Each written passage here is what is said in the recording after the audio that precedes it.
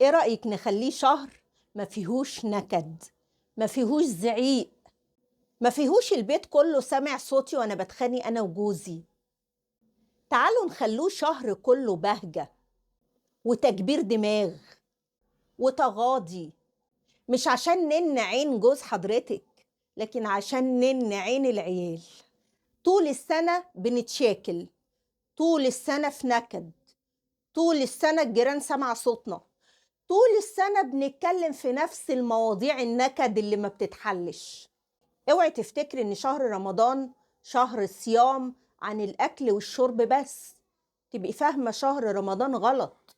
شهر رمضان زي ما ربنا بيمنعنا عن حلاله، بيمنعنا عن الاكل والشرب، ده تدريب من ربنا سبحانه وتعالى ان احنا كمان نقدر نصوم عن الحاجات الغلط، نصوم عن النكد، نصوم عن النقار، ندي العيال فرصة تفرح. تعالي بجد نخليه شهر البهجة. ايه رأيك؟ قبل ما نبدأ الفيديو اعملي لايك. لو متخانقة مع جوزك خناقة رمضان، النهاردة سحور ان شاء الله، اول يوم سحور، المفروض البيت دلوقتي ريحته تدميس حلة الفول، ريحته تحضير سحور، ريحته كل لما ابص في وش ولادي اقول لهم كل سنه وانتم طيبين، رمضان كريم، عقبال رمضان كل سنه واحنا مع بعض. الراجل اللي معاكي مخه جزمه مش هيتغير، بتحاولي تغيريه في رمضان، طب ممكن نأجل الخطه دي بعد رمضان. متخانقه مع جوزك خناقه رمضان، جبتي حاجه رمضان ويميش رمضان واكل رمضان، ها تحبوا بكره تفطروا كل واحد مقموص من التاني؟ تحبي بكره تفطروا والعيال قاعدة زعلانة ومتنكدة بسبب نقاركوا مع بعض؟ تعرفي تكبري دماغك عشان العيال؟ تعرفي تكبري دماغك عشان السحور النهاردة نتلم كلنا على الترابيزة ولا على الطبلية واحنا بنبص في وشوش بعض ونضحك، واقول للعيال كل سنة وانتوا طيبة، واحضر لهم طبق الفول اللي زي العسل ونقعد نسحر بيه وحتة الجبنة؟ تعرفي تعملي كده عشان العيال مش عشانه. على فكرة محدش فينا مرتاح، على فكرة اغلب البيوت مكمله عشان العيال، مش حضرتك مكمله مع الراجل ده عشان العيال؟ طب العيال موقعها ايه؟ العيال يا سوما طول الوقت منكدين ليه؟ عشان انا وجوزي بنتشاكل. يبقى انت كده مكمله عشان العيال؟ ما انا مكمله عشان العيال، يبقى روق الجو للعيال، مش عايش العيال في مشاكل، لا ده انا اروح اتطلق وعايش العيال مرتاحين البال من النكد والهم والغم اللي في البيت ده. ايه رايك لو متخانقه مع جوزك خناقه العيد، خناقه العيد ده لسه ما جاش خناقه العيد، خناقه رمضان، ابعتي له دلوقتي على الواتساب كل سنه وانت طيب رمضان كريم، هات فول وانت طالع، كل سنة وانت طيب رمضان كريم، هات زبادي وانت طالع، كل سنة وانت طيب رمضان كريم، تعالى تسحر النهاردة معانا بالليل، تعالى نفرح العيال. تقدري تعملي كده دلوقتي؟ بالله عليكي تعمليه يا جدعان. انا بقول لكم احنا عايشين علشان خاطر العيال، فتعالي الذكريات اللي احنا هنسيبها للعيال تبقى ذكريات حلوة. لما تيجي ليلة السحور زي الليلة دي كده وهم قاعدين مع رجالتهم وعيالهم يقولوا يا حبيبتي يا ماما، ده أول يوم السحور ده كان البيت كله يبقى منور ومعلقين الزينة وحاطين الفانوس وماما بتسلق الفول في المطبخ وريحة البيت كله فول، ويجي بالليل نشغل التلفزيون ونحط السحور ونقعد كلنا نسحر ونبص في وش بعض، كل سنة وانت طيبة يا قلبي، كل سنة وانت طيب يا حبيبي، رمضان كريم. هو ده. امال انتي عايزة تصنعي ايه في رمضان؟ هو شهر البهجة، شهر الخير، ليه يجي عليا وانا منكدة على البيت واللي فيه؟ ممكن نظبط الأداء عشان خاطر العيال، ممكن تسامحي، اصل انت بقالك 20 سنة بتحاولي معاه عشان يتغير ما بيتغيرش، ممكن بقى نتجاوز، تعالي نتجاوز طبعا عشان شهر رمضان الكريم. كبري دماغك، خدي عهد على نفسك، محدش في البيت هيسمع حس الشهر ده، بدل ما ببقى واقفة في المطبخ انا وهو صوتنا قد كده كل البيوت سعيدة وكل البيوت فرحانة، وأنا اللي صوتي مجلجل في قلب البيت وقلب العمارة. تيجي ناخد أنا وإنتي كده مع بعض، محدش سمعنا، ناخد عهد مع بعض. مهما يستفزني مش هرد، مهما يضايقني مش أنا بحضر الفطار، مهما يضايقني همسك المصحف واقعد أقرأ فيه. سيبك منه، هو مش قضيتي، ولا انتي شخصيا قضيتي. تخيلي انتي اللي انا بكلمك انتي مش قضيتي. هو انا عماله احنن قلبك ليه واجيبك كده واجيبك كده ليه؟ عشان خاطر العيال. العيال دي بتكبر وبتروح تدور على دكاتره نفسيه تعالجها بسببنا احنا، بسبب ان ماما كان مخها صغير، بسبب ان بابا كان مخه صغير وماما مش قابله له كلمه. لا عشانك ولا عشانه، عشان خاطر العيال اللي بتطلع متعقدة من الدنيا واللي فيها. ما تيجي السنة دي نخليه رمضان مختلف. رسالة حلوة للراجل، رسالة حلوة للعيال على الواتساب. يلا يا ولاد، أنا وبابا خلاص اصطفينا، مفيش حاجة، يلا عشان كلنا نسحر مع بعض النهاردة. تعالى بدري يا ابني عشان هنستناك على السحور. يلا يا بنتي قومي كده علقي فرع النور مثلوا انكم فرحانين، هتلاقيكي فرحتي وضحكتي والبيت اتملى جو حلو عشان خاطر العيال. وتعالوا بقى ندخل على خطة رمضان. عارفين مشكلتنا في يوتيوب وفي الفيديوهات عموما ايه؟ ان الستات اللي زي حالاتنا اللي بيعملوا فيديوهات احيانا بيصدروا صورة مثالية، وانهم ماشيين بالساعة، من الساعة 1 ل2 هتمسكي المصحف، من 2 ل3 هتذاكري للواد، من 3 ل4 هتقفي في المطبخ، من 5 ل6 هتقعدي لا، كل بيت ليه نظامه، كل بيت ليه أولوياته، كل بيت ليه ظروفه. ما تقيسيش لا عليا ولا على أي بني آدمة في يوتيوب، قيسي على نفسك وعلى ظروفك. بس احنا بنساعدك، احنا اللي سبقناكي في الحياة، بنساعدك أفكار كتير قوي قوي أنا وغيري بنتكلم فيها، ممكن تنقي منها اللي يناسبك.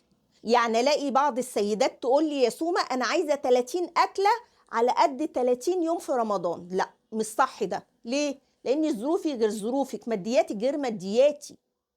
بس تعالي اقولك ننظمها ازاي. ممكن نعمل جدول اسبوعي للاكل، يعني 3 ايام يبقوا ثابتين معانا كل اسبوع، يوم لحمه، يوم فراخ، يوم مفروم، ويتكرروا معايا الاسبوع التاني. بس اغير طريقه التقديم، بدل ما اول اسبوع سلقت اللحمه وعملت طبيخ ورز، الاسبوع اللي بعديه اشوح لحمه ببصل واعمل مكرونه وحبه بطاطس. الفراخ عملت وراك ودخلتها الفرن، الاسبوع اللي بعديه اجيب فرخه كامله اتبلها واحطها في بق الازازه وادخلها الفرن اشويها واعمل جنبها حبه محشي. المفروم يعملوا عصاج وبفلفل وبقوطه وحبشه وحمر شويه بطاطس. الاسبوع اللي بعديه اعمل صينيه مكرونه بشاميل، اعمل جلاش وجنبه سمبوسه. ثبتي 3 ايام معاكي طول الشهر، اغير بقى وانوع في شكل التقديم للحمه للفراخ للمفروم. كده 3 ايام ثابتين، ال3 ايام التانيين نوعي فيهم زي ما انت عايزه. يوم اكل شعبي، يوم للاكل البايت، يوم جبتي سمك، يوم عملتي كشري، يوم عملتي عدس، انت حره، بس عندك 3 ايام ثابتين. الاسبوع اللي بعديه همشي نفسي باللي تحت ايدي في البيت، اي حاجه هعملها. قولي اول اسبوع بيبقى دلع، يلا نبتدي تاني اسبوع هعمل لمده اسبوع اللي تحت ايدي في البيت. اي حاجه طبعا احنا مخزنين بسم الله ما شاء الله دي فريزر، والفريزرات عندنا بسم الله ما شاء الله، ربنا يجعل الخير في بيوتنا، ما بقولش حاجه. يلا بقى اشتغلي من اللي تحت ايدك، ما تنزليش تشتري علبه كبريت. الفكره اللي جايه دي خاصه بالذكر. ايه رايكم في الفكره دي؟ ان احنا كل يوم هنلزم دعاء واحد. يعني مش هقعد اجيب من كل بستان زهرة، لا، النهاردة زهرتي لا اله الا انت سبحانك اني كنت من الظالمين. دي النهاردة طول النهار هلزمها، من اول ما اصحى من النوم لغاية بالليل. تاني يوم سبحان الله وبحمده سبحان الله العظيم، طول النهار لازم الذكر ده بس. اليوم الثالث الحوقلة، لا حول ولا قوة إلا بالله. اليوم الرابع الصلاة على النبي. كل يوم الزمي نفسك بدعاء واحد. ليه؟ عشان ما شتتش عقلي، أنا بين سبحان الله وبين الله أكبر وبين الحمد لله وبين الصلاة على النبي، فتعالي ايه رأيك نلزم نفسنا بحاجة واحدة منعا للتشتت في الأدعية الكتيرة قوي قوي قوي والذكر الكتير قوي قوي قوي. الفكرة الثالثة جاية لك بقى في النظافة، وزي ما أنا قلت لك إحنا مش عايزين يضيع علينا العشر الأواخر من رمضان. هعمله ده إزاي يا سومة؟ تعالي نعمل نظام جديد. وإحنا عايشين ليه؟ مش عشان نغير في الأنظمة، وأنا هفضل اللي بعمله كل سنة كل سنة كل سنة. تعالي نغير اللي هو إزاي؟ حددي أولوية واحدة كل يوم في التنظيف. سيبك من أول أسبوع عزومات واللي رايحين واللي جايين، سيب الدنيا. تاني أسبوع كل يوم جنب عمايل الفطار همسك شغلانه واحده. بعد ما اعمل الفطار واصلي المغرب بتاعي، وصليتي يا ستي التراويح بتاعتك في البيت وانتي قاعده، اقوم انزل الدولاب واروقه وافرشه واخليه زي القشطه. تاني يوم امسك التسريحه بتاعتي من فوقها لتحتها تلميع وترويق، وافرش الجرايد ولا افرش المفارش في درج التسريحه وارص الدنيا بتاعتي. واللي لاقياه ما بلبسوش هاتيه ارميه. ماشي. انا بقيت اعمل كده مؤخرا، لما اجي اقلب الدولاب الهدوم بتاعي اللي هو هدوم البيت القديم باخده ارميه، ما بشحتوش لحد. الفكره اللي بعد كده دي بتاعت الناس اللي بتجلد ذاتها انما ما بتنزلش تراويح المسجد، او بتبقى قايله ايه انا كل يوم هنزل تراويح المسجد، ده انا مش هسيب يوم تراويح. وتيجي يا حبيبتي بعد 5 يوم رمضان مش قادره. فبلاش نرفع سقف توقعاتنا قوي، عشان اما بنقع على جدور رقبتنا ويجي لنا احباط. فانت هتعملي ايه؟ حددي يومين في الاسبوع بس هتنزليهم المسجد، واليومين اللي هتنزليهم المسجد عشان تصلي تراويح اعملي اكل بسيط، اللي هو انت مريحه طول النهار، اعمل اكله في السريع، عندي اكل من تاني يوم، بحيث اما اروح المسجد اولا بعد الفطار ابقى قادره اقف واتوضى والبس وانزل. اما اروح المسجد ابقى قادره اقعد مركزه في التراويح وحابه قعده المسجد، مش قاعده بقول امتى التراويح تخلص علشان اروح مش قادره اقعد. لا، اختاري يومين في الاسبوع، واليومين دول تعملي فيهم اكل خفيف، وكل اسبوع تنزلي اليومين، يا رب 2 وخميس 3 و4، اي يومين يعجبوكي. لكن بلاش نزول كل يوم. بتحبي تنزلي انزلي يا ام، انا ماليش دعوه يا اختي، انا بسهل عليكي العمليه. وهنا بس كلمه عايزه اقولها للستات كلهم، خلوا بالكم التعب اللي احنا بنتعبه في رمضان وان كان مضاعف ده في ميزان حسنات، احنا مأجورين. احنا بنقول نهدي اللعب شوية كمصاريف وكتعب وكوقفة وكحلويات وككل يوم اكل جديد، لكن حتى لو انت بتحسي رمضان دوامة انت مأجورة، بتفطري صايمين جوزك وولادك وحبايبك. لكن برضو ده مش سبب ان اعطل العبادة عشانه. مش هقف اعمل عزومة واكل وشرب وحلويات واجي على صلاة التراويح ما اصليهاش في البيت. حتى ما اجي بعد المغرب ما انا مش قادره اقف على رجلي طول النهار واقفه في المطبخ، مش منظمه دنيتي وبدخل المطبخ في وقت محدد. لا، ده انا هلكه نفسي، المغرب يأذن واكل اللقمه انام مكاني. ما مأجورين واحنا منظمين الدنيا. النصيحه دي كمان حلوه قوي. بصي بقى، ابعدي في شهر رمضان عن الصحاب الرغايين، الصحاب النمامين، الصحاب النكديين، الصحاب السلبيين. احنا في طاقة بهجة وبطاقة سعادة وطاقة انشراح كده، ورمضان بقى واجواء رمضان الجميلة. ما قومش بقى التليفون لمدة ساعة مع صاحبتي النمامة اللي جايبة سيرة كل الناس على لسانها، ده مش صيام. ما هو الصيام برضو لازم نفهم انه الامتناع عن كل حاجة حرام. اي حاجه تهد عزيمتي، اي حاجه تهبطني. طب انا ما اكلمهمش يا سوما؟ لا اكلمهم، بس قال لي ترن عليكي يوم ما ترديش، كنت مشغوله. تاني اليوتيوب اي بصي اي حاجه، كنت بعمل الاكل، كنت واقفه في المطبخ، كنت ماسكه المصحف، كنت قاعده على السجاده. لكن ما تفتحيش التليفون يوميا ومره واثنين وثلاثه. والنقطه الجايه دي بحب اتكلم فيها قوي قوي كل رمضان، الكيف لا الكم. يعني ايه؟ يعني بلاش المثاليه المفرطه في رمضان، بلاش الروتين التعجيزي حتى في العبادة. زي اني اكون داخلة رمضان وانا عاقدة النية ان شاء الله ان اختم المصحف 10 مرات، كده تعجيز لنفسك. ليه 10 مرات؟ احنا مش داخلين سبق، ربنا قدرك اهلا وسهلا، ما قدركيش ده بيعملك احباط. انت متخيلة انا داخلة 10 ايام لازم اختم المصحف 5 مرات؟ يعني معنى كده انا عندي ضغط ورد في اليوم زائد مسؤولياتي الكتيرة. لو انا وقع مني الورد يوم واثنين وثلاثة احس بالاحباط، هحس ان خطتي فشلت، فهعمل ايه؟ هسيب كل حاجه، مش هكمل. يبقى انا ما كسبتش حاجه. محتاجه ادخل رمضان الكيف لا الكم. يعني ايه؟ كفايه مره واحده اختم المصحف، وان ما ختمتوش ربنا مش هيحاسبني. هي الفكره ايه؟ افتح المصحف كل يوم. هي الفكره، الهدف ايه اصلا؟ ان انا افتح المصحف كل يوم، اقرا صفحه، اقرا اتنين، اقرا تلاته، اقرا اربعه. بس الفكره ان انا استمر عليه لاخر يوم رمضان. ليه؟ لان انا حاطه لنفسي معدل طبيعي. انا مش داخله سبق مع حد. انا عايزه اادي عبادتي وانا مرتاحه ومش حاسه بذنب. ايه ده انا ما ختمتش حتى مره. مفيش مشكله على فكره. اقري بس، افتحي المصحف كل يوم، اذكري ربنا كل يوم. حاولي صلاتك ما تقطعيش فيها، ولو بتقطعي فيها حاولي التزمي. حاولي قد ما تقدري، ادعي ربنا. لكن ما اقطعش نهائي، ما اقطعش صلاه نهائي، ما اقطعش قراءة قرآن نهائي، ما اقطعش ذكر نهائي. واجي في رمضان انا هختم 10 مرات. لا، انت كده بتعجزي نفسك.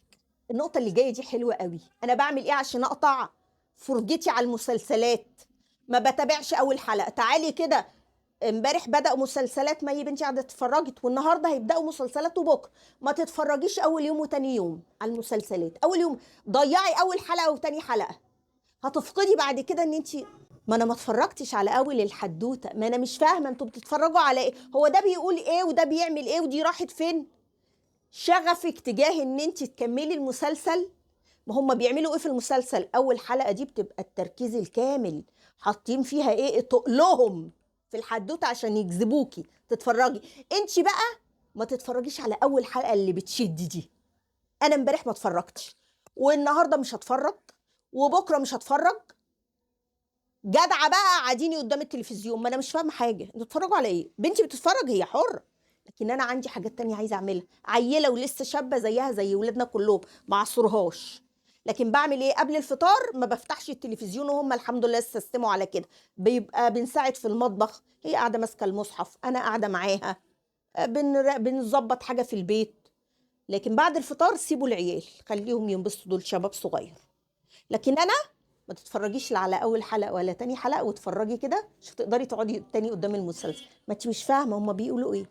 هو ده متجوز مين، ودي مرات مين، وده ابن مين، وكله كلام فارغ، وكله عري واخر. بصي، وبنتفرج على اعلانات. اقعد نص ساعه نتفرج على اعلانات ليه؟ ما انا امسك المصحف، ما انا اقوم اروق الشقه، اقوم اروق ضرفه الدولاب. انا ايه اللي قعدنا انا اتفرج على اعلانات؟ والحمد لله ما عندناش البتاع اللي هو بيفرجنا من غير اعلانات ده. مش عايزه اجيبه ليه؟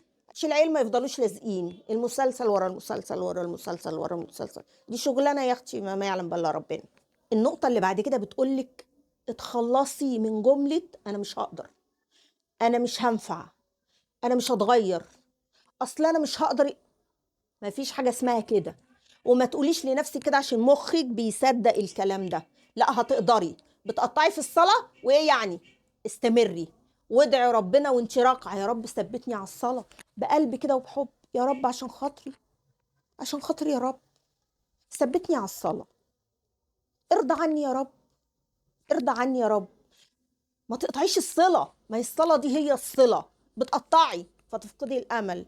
لا، صلي. حتى لو بتقطعي صلي، هيجي في مره ابواب السماء تبقى مفتوحه، وربنا هيتقبل منك، وهتلاقيكي التزمتي، وهتلاقيكي زي الفل. جهدي نفسك. طب انت طول السنه ما فتحتيش المصحف، ما تقوليش بقى ايه انا طول السنه ما فتحتش المصحف يا سوما وانا.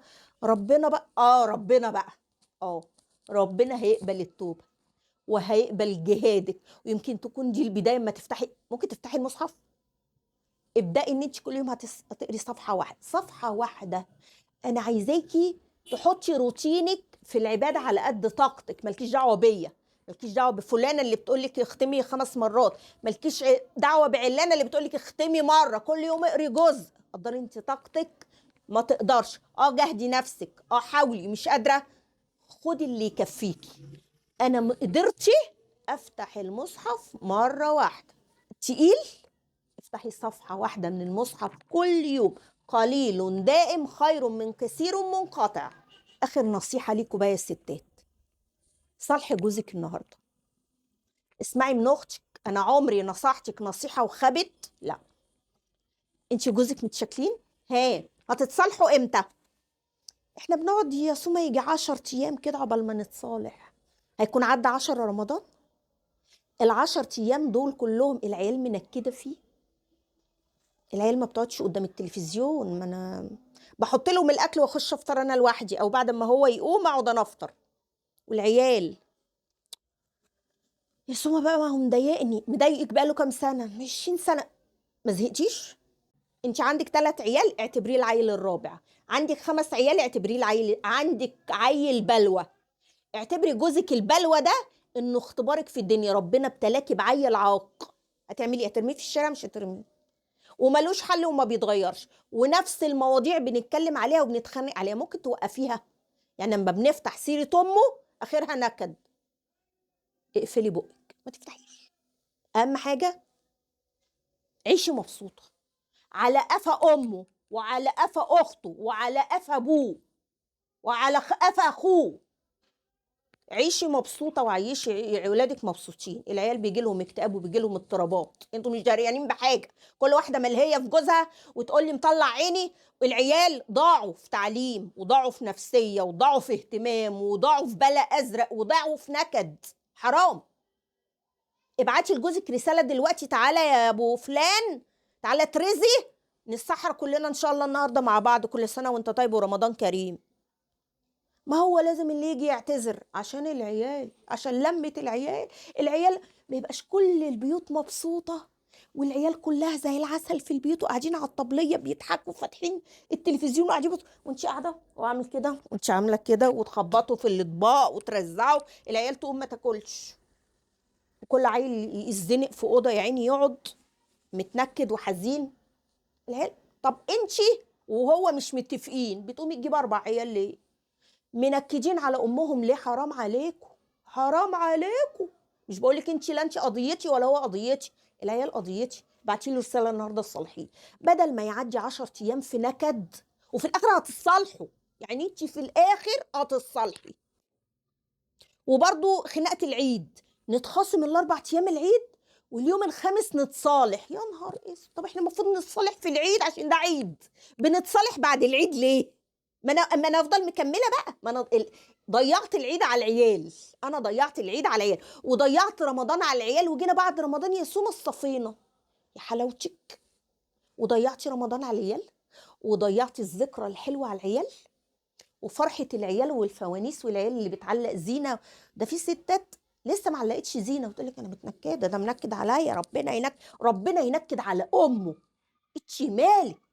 قومي افرحي انت بالعيال وركبي الزينه وقتي فرعي نور ونزلي الواد ويقفوا والله. حتى لو انت من جوه والله العظيم اللي بتكلمك دي ربنا العلمان بيها، ربنا العلمان بيك يا سومه. انت شايله جواكي ايه؟ لكن اقف وانا مش بصي وانا جوايا بصي مش قادره. ربنا العلمان، كل واحد فيه بيت فيه اللي مكفيه. الله يا ماي فرع الزينه ده تحفه. طب بصي وانا مش طايقه. طب بصي نزلي الفرع ده، عايزه اعمل لها اكتيفيتي.